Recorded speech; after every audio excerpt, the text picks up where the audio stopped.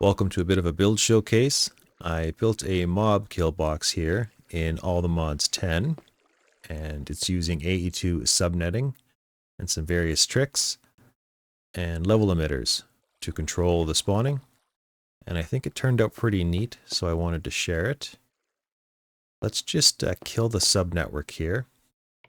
It basically forces all the mobs to spawn. We can see the redstone has lit up for all 4 spawners. And then creatures are going to start teleporting in to get grinded, and then the loot to get distributed. So let's pop up to the spawn tower. We have an Ars Nouveau portal that collects all the mobs and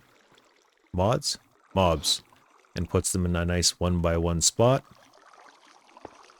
And all these spawners here can get harvested with a silk touch pickaxe. And I think it's called Apotheosis, but it gives the spawner stats, and you can pick them up with a silk touch pick. It ignores the player, redstone control ignores light, no AI, echoing 3 is kind of like looting. I added all those attributes, and the same attributes are to all 4 of them. Notice the redstone links from create. I think I plan to have like 4. I have 4 now, maybe 10 or 12, as high as that tower goes. And that's about it. I like having the no AI, so I can just walk around in here and they don't try to attack me. That is a conveyor belt because the cave spider actually gets stuck on it, so he gets yeeted off now. So back down here, let's turn the subnet on, because right now those items are just collecting in this barrel. Notice we got a stack size of like 1,000 because of this upgrade here. So that's pretty sweet.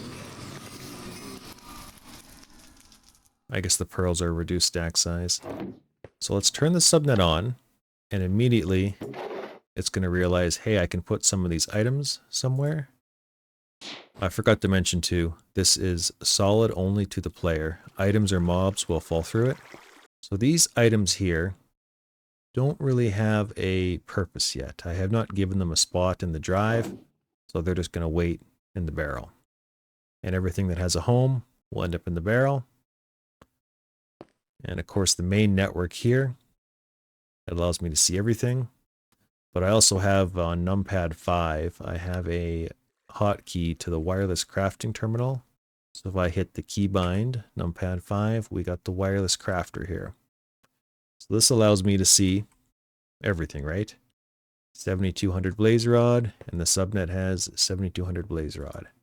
So it's a nice way to keep things organized. These items will never spill out and go into the main net and take up the space in my main system's drives.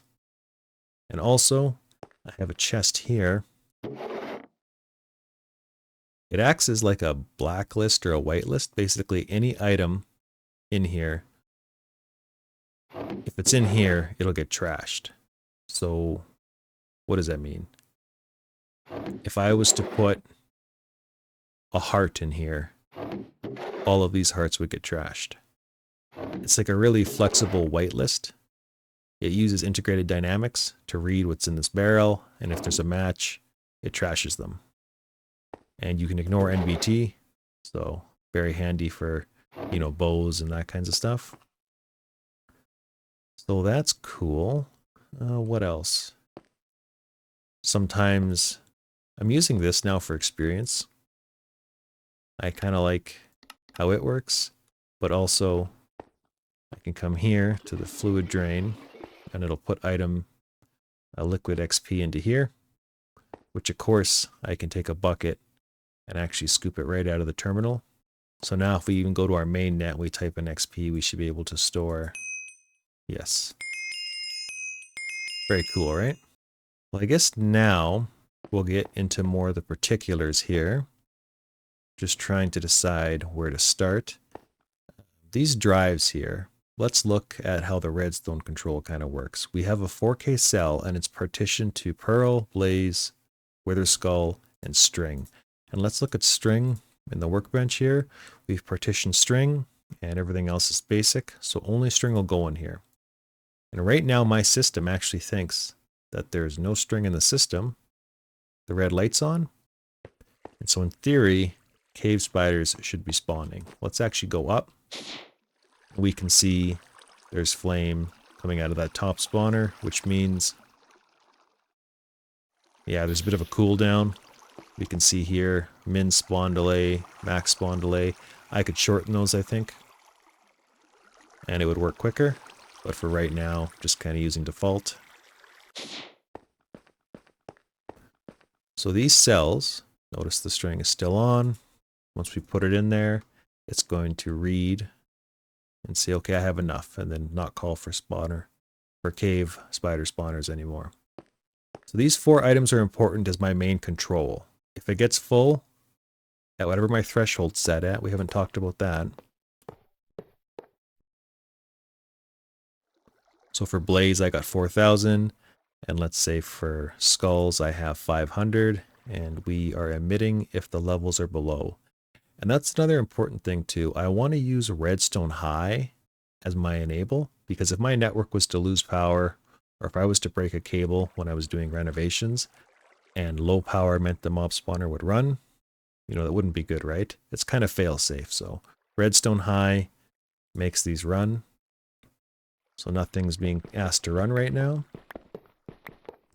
But when you kill those 4 types of mobs, blazes, endermans, skulls, and spiders there, they also drop, extra junk, but they also drop, what is it here? What's a good example? This one?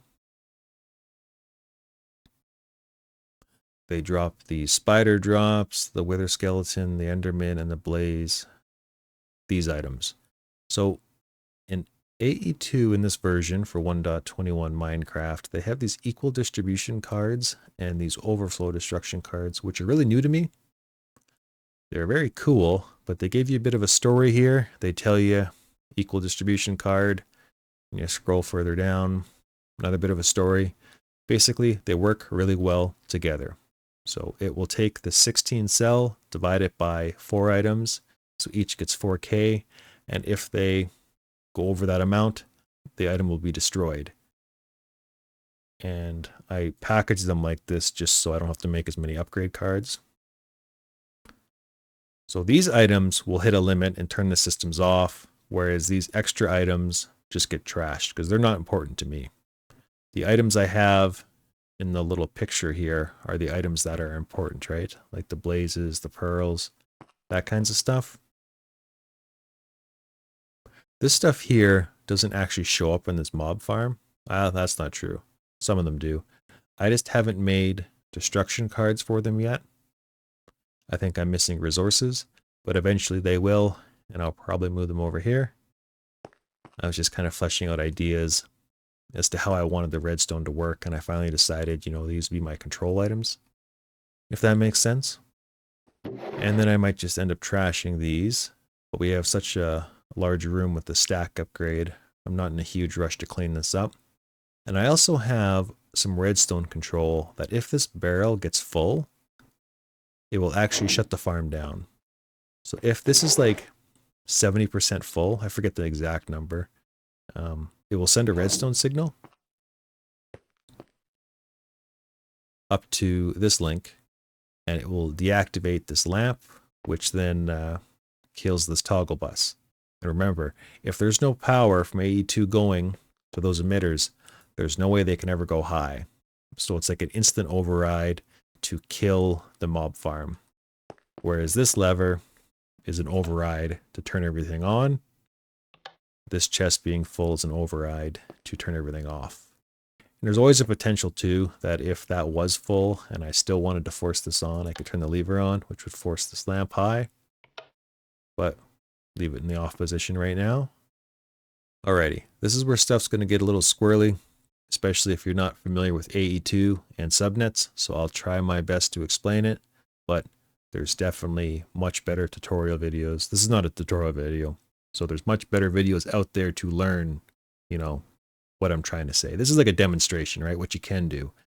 I think it's a pretty cool example for how you can use subnets to stay organized.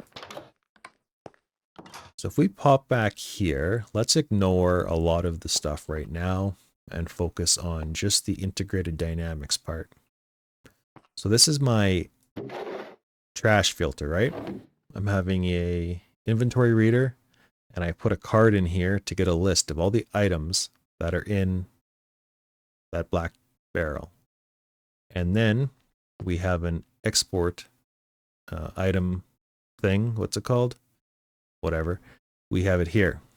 So if the item matches that list, it will export it to the trash. And it's kind of a fail-safe. I don't want to accidentally, drop in, scaffolding or something, a valuable pickaxe into here and have it get trashed right away. So it's a bit of a holding zone.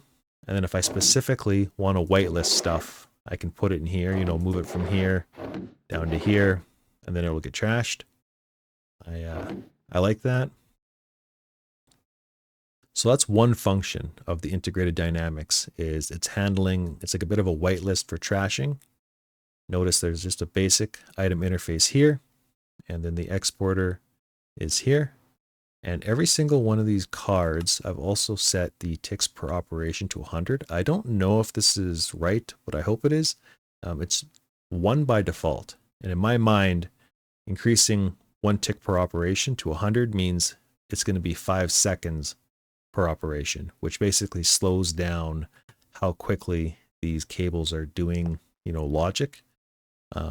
I think, just run every 5 seconds is lots fast enough for how I'm trying to use it. For these 3 anyway. Now for the next one, we have an item reader on this block, but it actually has an offset in it. There's little offset enhancements you can add to these things, which basically allows me to say +1 in the X direction, positive X is this way, which happens to be that barrel because, physics, right? There's only 6 sides to a barrel, and I want to have some of the stuff hidden neatly behind the wall. So we're looking at this, but we're offsetting +1. So this reader is actually reading that chest. And we can see the gems in there. So what I did, I decided to take a slots filled. There's 108 total in that barrel. We're only using 11 slots right now, which we can verify, 11 of 12. And what we do now is we have some logic here. We have a slots filled parameter I just showed, and we have an integer of 72. So basically, if there's 108 slots, if we have 70-ish filled, it will. So if less than 72, enable redstone true. And again, all of these part settings are set to 100 just because I believe it slows them down. We can actually prove that by taking this off. Now we've lost the high signal. If we put it back on, it won't come on right away. 5 seconds, right? So that's pretty cool. That's how we shut off the farm if the barrel's full. I don't want to get too into the weeds here, but this programmer, basically, you'll have to watch, YouTube videos if you're unfamiliar with this, but less than, the mob slots with that integer of 72 gave me a card, and that card went in there, but the components to make that have to go in here, because if we pull this out, this thing errors because it does not know about the data. Okay, so that's cool. There's 2 jobs that's happening basically with integrated dynamics. There is whitelisting for trash, and there's also handling an overfilled barrel. So that's neat. Now on to some easier stuff. We have a demagnet thing here, so my magnet's not picking up all this junk, but I'm standing here working on it. And then the item collector. Apparently, this collector here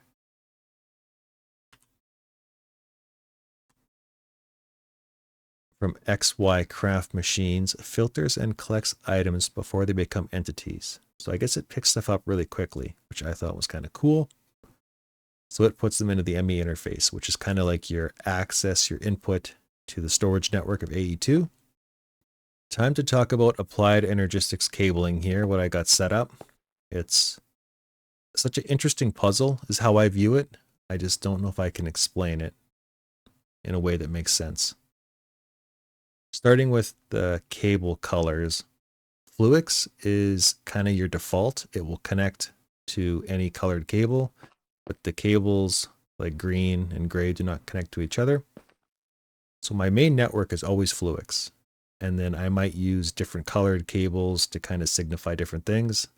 Like I use yellow to dye my screens on the front. For my auto crafting, this is my pattern maker, and this is my pattern insertion, my access terminal. So I color them yellow just so I can easily see that's what they are versus my crafting terminal. And then green happens to be a different network. So this is a subnet, this green bit.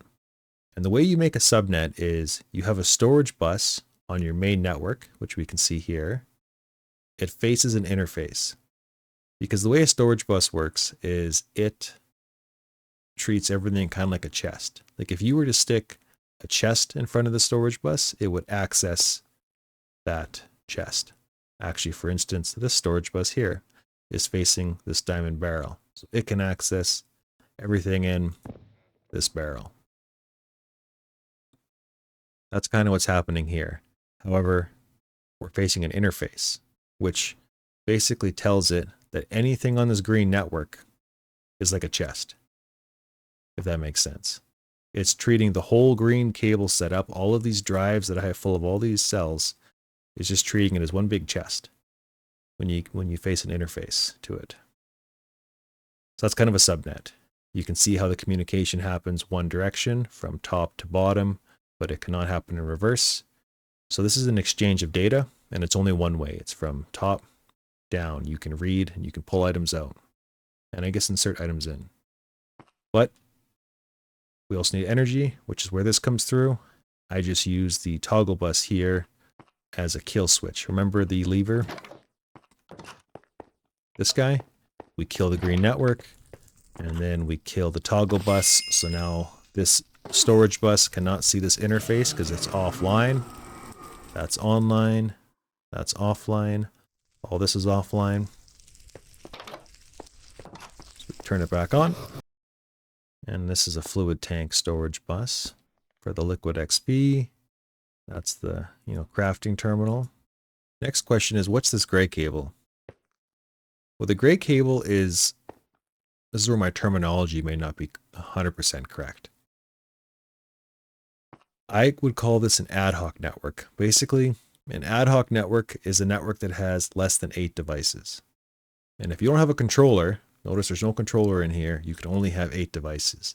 And the green network, it is a subnetwork, but it's also an ad hoc network because it has 7 devices. It has 1, it's got 4 of those, 5, 6, and this importer here on the barrel is 7.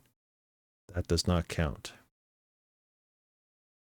So the green network's technically an ad hoc network plus a subnet, versus the gray one is an ad hoc.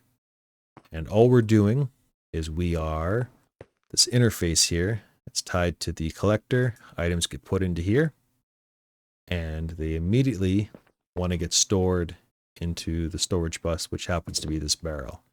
And you just need power to make these things work. They have to be online. If this was not powered up, let's get that cable back. This thing is now offline. If we stick items in here, they can't go anywhere until this network gets power. And we, use the same thing. We don't want this tied to that because stuff would break. Short story long. Now the scaffolding is in here. That's one of those things with AE2 that it's so confusing. I remember learning it and it was so confusing, but once it clicks, it's such an awesome little puzzle to play with. You can do so much neat things. Unnecessary things, but neat. As for configurations, there's all kinds of little parameters you can tweak with AE2. Where's a good example? The storage bus. Right now it's bidirectional, so the purple network can put items into the green network if there's room, but typically the way this will run, once it's running for a while, it will fill up. So you can technically only extract from the green network, but since there's room now, and I'm trying to clean up my main network, I'll put it as bidirectional. If there is a cell that's partitioned, like, rotten flesh, I want my rotten flesh all to be in the cell, not my main network as well. Like there's 2060, but if we open up our wireless terminal, we will see there's more than 2060. Let's actually pull that out. Okay, so we got 2017, and we got 2017. Now let's go to our main network, our wireless terminal. Let's put them all in, and let's see if it's all now in the green network. It is. And that is because on the storage bus here, we have the priority of 5,000. Every other device so far in my network's 0. Now, another fun fact about AE2 that I just learned when making this video is level emitters do not use channels anymore. I'm used to playing in 1.12 and earlier where level emitters actually took up a channel. Notice how we have 5 level emitters. They're kind of hard to see, but they're up there. That cable actually runs all the way to here and then goes to here. And I have a smart cable there. These ones are just basic covered. This one's smart because it ties to my P2P tunnel. So I like to have those there for information. We're only using 4 channels, which is the 3 screens, 1, 2, 3, plus the storage bus is 4. So it's not actually counting the level emitters anymore. And I can verify that by going to the guide here and saying, unlike other devices, they do not require a channel, which I think is a huge improvement. You can tell I learned this later because I ran a P2P tunnel here carrying 32 channels, expecting to, use 9, 10 channels, not 4. However, that is a cool upgrade I did not know about. Also, as a bit of a side quest here, that's kind of why having ad hoc networks and subnetworks is so interesting, because see all these devices here?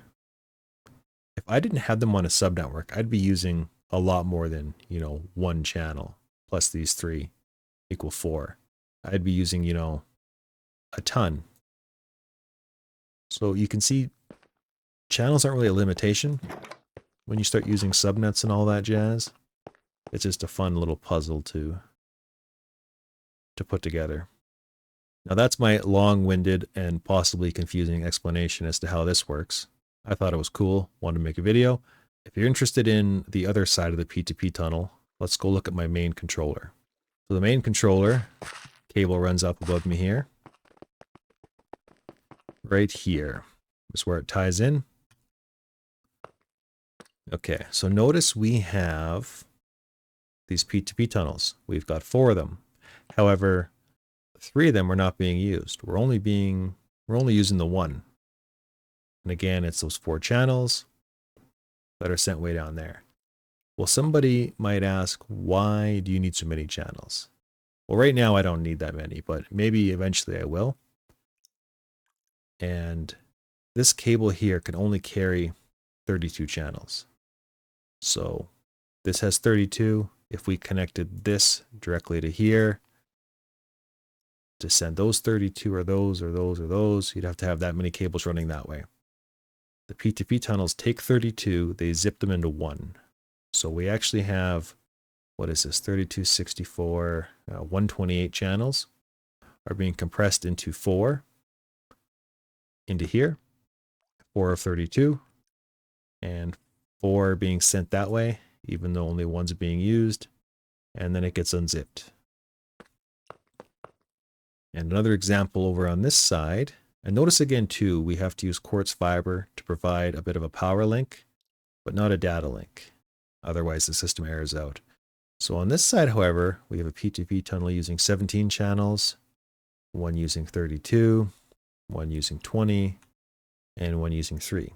So all those channels are getting compressed into these 4, which then go here and get sent off. And we can see right away, that this tower has 2, 4, 6, 8 pattern providers on it for auto crafting. And 8 times the 4 of them is 32. That's why there's a P2P tunnel right there providing all 32 channels that way. I plan on having another one this way. So hopefully this actually makes it clear. Those 32 channels would have taken up this whole cable. But with this current setup, it's only taking up one channel. And then we go further this way. We can see another P2P tunnel using 20 channels. And we come over here. And this is just my control room. So we got one channel, two channels. We got 7, that's 9, plus this, plus all these, plus these, plus this. Lots of channels, right?